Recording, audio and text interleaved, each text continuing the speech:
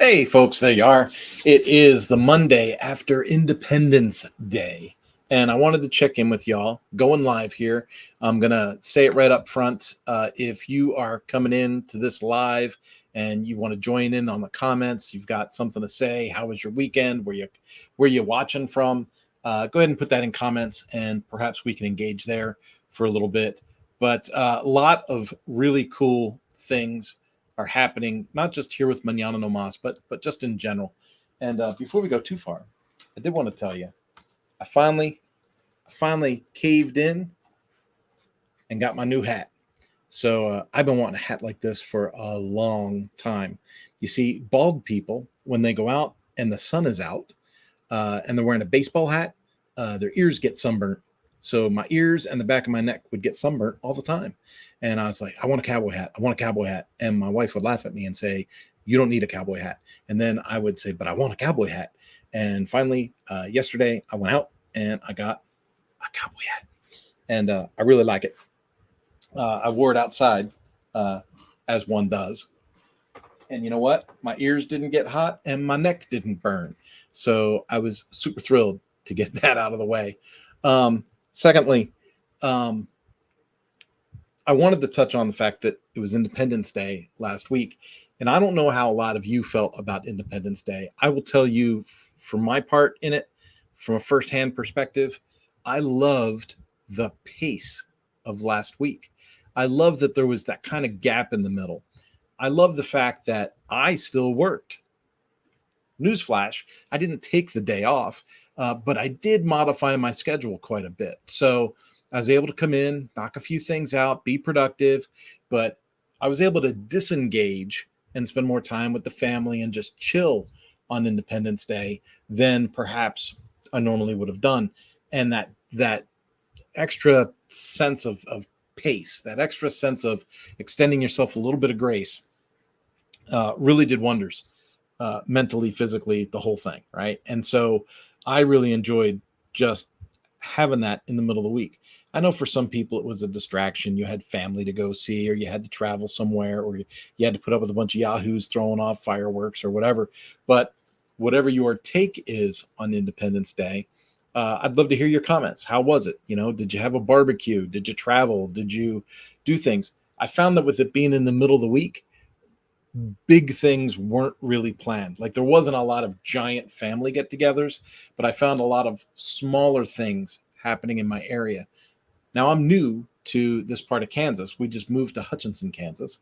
And so, I don't know what I was really expecting, but we didn't have like giant, huge events or giant, like huge house parties or anything like that. It seemed to be much smaller things going on, and you could kind of go from one to the next to the next. I really enjoyed it, and I was hoping that you would too. Now, the other thing that you can't help but think about whenever it's an Independence Day and you're in an election year, I know a lot of people get like really introspective about their feel about politics, their feel about things. And in the last couple of weeks, there's been no shortage of things to talk about.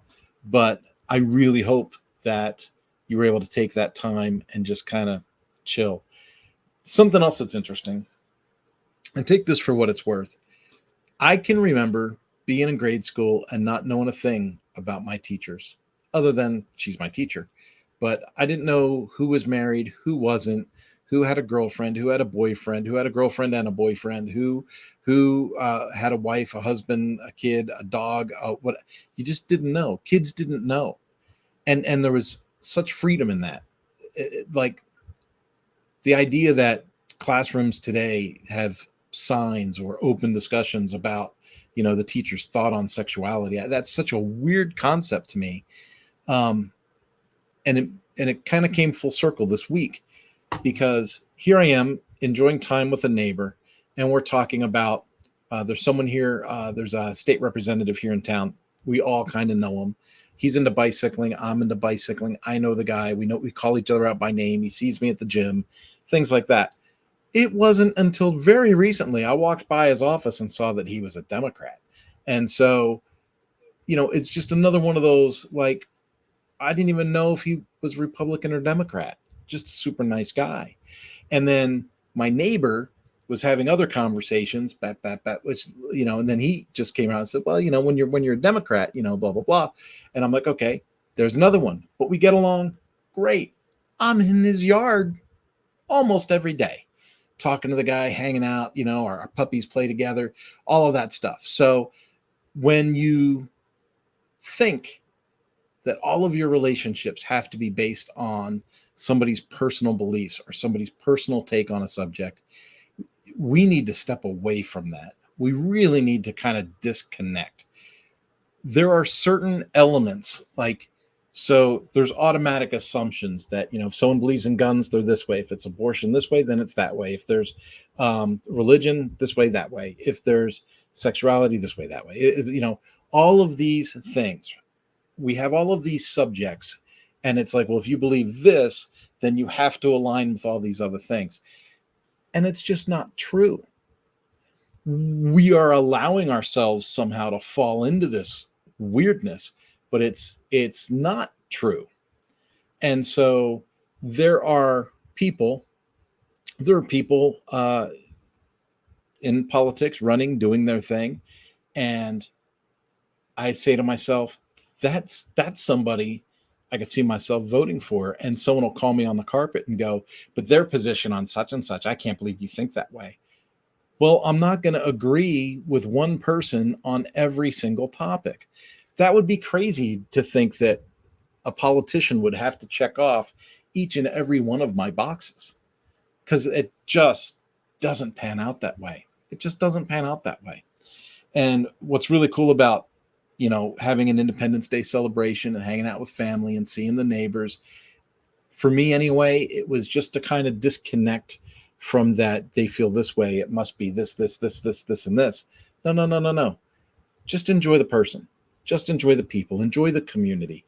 Let relationships grow. Let people have their space. And what's really interesting, what I say about, finding out some of my neighbors' beliefs versus my own beliefs, is that at no point am I telling my neighbor, no, you must feel this way if you're going to hang out with me, or else you're a bigot and you hate me. And they in no position are saying anything like that to me, because that's the way society used to be. Society used to be much more polite and tolerant than it is now. And so I'd really like to see us get back to that kind of a thing. In fact, I can think now of people during the pandemic that were like, oh, if that's the way you feel about the vaccine, I'm never going to talk to you again. And I was like, that's such a strange thing. That's such a over the top way to react about one thing, because there's 50 other things. There's 50 other topics we can disagree about. But for some reason, you're drawing the line on that one. All right. I guess our friendship didn't mean that much to you then. And unfortunately, that's the position a lot of us were in then. But on a positive note, I just wanted to say, what a great holiday to have. I mean, boom, there it was in the middle of the week, right? Thursday. And we were able to disengage, kind of balance things out a little bit, and have that. Now, moving forward, what are some things that are, what's the right way to say it? Things that are really kicking butt. So let's take a look at, I'll just do the whole window. We'll go for the infinity screen, and then I'll switch over to the homepage here. So the homepage to Mañana Nomás is very simple looking, and that's because I use the whole Buddy Boss platform for social elements and things like that. But just last week on the 1st, we opened up our SCORM class. So SCORM class is up, it's open, and we're going to be scheduling our mastermind next week. So anyone that is looking to host a SCORM type course in WordPress, actually, whether you host it in WordPress or not isn't a requirement to take this course. This is like if you're stuck in a ugly, overpriced custom website to play your SCORM content, I can show you how to do it in WordPress and save a ton of money and have a website that you're not embarrassed to show your students. And so if you're interested in putting SCORM in WordPress, jump into this course. Not only that, I'm doing masterminds with this course. So we're going to schedule our first mastermind for next week. And then anyone that is signed up for this course is going to be able to attend the mastermind. There's no experience required. Come with any questions that you have.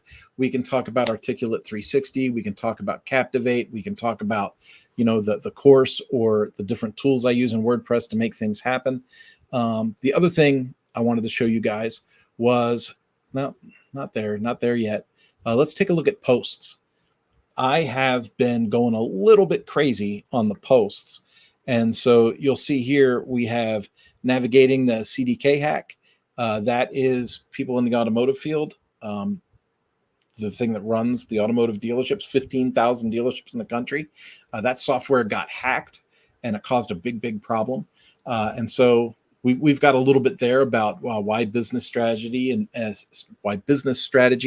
and digital sovereignty matter. And it's a conversation. It's kind of an open source conversation about how to build stuff on the web so that we're not subject to this kind of SaaS overtake in the future. So I wanted to kind of bring that to everybody's attention. Here again, we're talking about integrating SCORM content into WordPress. We've got SCORM enhancement with WordPress, the essentials of being a fractional CMO. So, we offer a lot of fractional CMO services here at Mañana No Mas. So we put together a post here, an article here about the essentials. If you were going to offer your services as a fractional CMO, or if you were looking for a fractional CMO, what features or assets or skill sets are you looking for in that regard? So we've got that post there. I resurrected one here, Mastering the Art of Presenting. I think it's been 3 years now since I interviewed Andrew Eggleton. And so I wanted to go ahead and kind of recycle that message and get that out there. So we did a post where we kind of paraphrased the interview, and then we put that content back out with the original video. So you could go back and see that. And then here it is, why I say that, we should be careful about relying on SaaS for business. We have that right. What's funny, my next screen share is going to be how I use SaaS for business, but why every business should think twice before relying on SaaS. And so that's pretty interesting there. And then integrating e-learning with WordPress. So you can see I'm really focused on getting that SCORM content into WordPress and being hyper focused on that for right now. Now, if I go into this next screen, this is an example of what a SaaS website can do for business. So I'm not telling people to avoid SaaS at all costs. What I'm saying is be careful, understand your risks, and be careful at the level of commitment you're making with SaaS, and make sure it fits your use case. So I'm still using WordPress where I have ownership and where I have control over the hosting, and I can move this site to any host that I choose. I have full digital sovereignty over the Mañana No Mas URL, right? I own this website. I own everything in this website. This SaaS platform is based on a subdomain off of Mañana No Mas in this URL. And so this SaaS platform allows me to track all these things: calendar, customer resource management, my office features. So if you do business with me, you're going to get invoices, estimates, proposals, different documents we'll share. You can make payments through this website. All of this stuff happens through this SaaS platform. The thing that I really use this platform for is projects. So you see we have projects, tasks, and work requests. I can go in here and I can select projects. Any one of the active projects that I'm in right now, I can track my time on those. I can generate invoices, and I keep my customers informed as to what's going on in the moment, of what's going on inside their websites. And so this is how I communicate with folks and keep that going. We've got marketing that I don't use, content that I really don't use, files that I do use. So these files is a way that I do file sharing with my clients in my own website. So we're not sharing a Dropbox or a Google Drive or anything like that. All of the assets for my customers' websites are getting shared through this file system. And so that works really, really well for us. The cool part about using a portal like this, and I'm just going to pick a project, and let's pick one. Well, everyone knows I work for WP Tonic. That's not a mystery. So let me pick WP Tonic with a little bit of transparency here. But you'll notice it goes into all of the things that are listed here. and I can go into a Kanban view. And if I were to kind of schedule things out as projects, we'd be able to go from one grid to another. It also keeps track of all the time that I put into each project, and then I can use those timers to create invoices. And so super cool. Like, and there's way to do messaging and all that kind of stuff here with clients. If I want to do messaging directly, I can go right to messaging. I can go to my inbox, and we can see where my customers are able to message me directly through the website. So what a cool way to be able to leverage things. Now, my point here is when I say don't be overly dependent on SaaS platforms, is that SaaS doing a lot of the background work for me? Yes. Do I have it backed up? Absolutely. Could I function my business without that SaaS platform? That's another big yes. Okay. So I'm not using a SaaS platform as the forward-facing property of my company. I'm using that SaaS platform as a tool in the background to make me more productive. And so if something crazy were to happen, if that SaaS platform were to be hacked or what do they call it, ransomwared, if it were to be ransomwared, I don't have to panic. My business doesn't come to a halt because that website gets adulterated, right? What I focus on is, do I have a CRM that's backed up, that has the information for all of my clients? And do I have an open source project that is front of line, that is facing my customers straight on? And that answer is yes. And so those are the things that I really wanted to focus on this visit today. Was a couple of things. One, lots of things. Be thankful for the Independence Day. If you're here in the United States, if you're one of the many people that watches from other countries, that's awesome, right? I love the fact that we have a global community. We've got a lot of folks at Mañana No Mas that kind of check in with us from Italy, from Pakistan, from Vietnam, and that's awesome. I love that you guys come here. But the other side of the coin is a lot of our clients, of course, are in America. And so if you're in America and you're celebrating Independence Day, I sure hope that you made the best of the day.